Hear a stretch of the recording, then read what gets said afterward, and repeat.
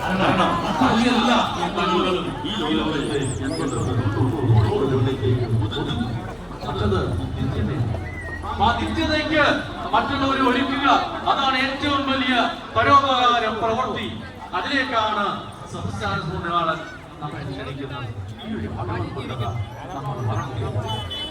പ്രിയമുള്ളവരെ, ഇന്നത്തെ നമ്മൾ ഈ റിപ്പബ്ലിക് ദിനം ആചരിക്കുമ്പോൾ നമ്മുടെ മനസ്സിലേക്ക് കടന്നു വരേണ്ട പ്രധാനപ്പെട്ട ഒരു വ്യക്തി നമ്മുടെ ഭരണഘടനയുടെ ശില്പി ആയ ഡോക്ടർ ബി.ആർ. അംബേദ്കർ. അംബേദ്കർ എന്ന വലിയ മനുഷ്യൻ ഭരണഘടന രൂപീകരിക്കാനുള്ള കമ്മിറ്റിയുടെ പ്രസിഡന്റായി അദ്ദേഹത്തെ എന്തുകൊണ്ട് വെച്ചു? അദ്ദേഹം ഒരു താഴ്ന്ന ജാതിക്കാരൻ. പക്ഷേ ഈ താഴ്ന്ന ജാതിക്കാരനാണ് ആദ്യത്തെ ഇന്ത്യൻ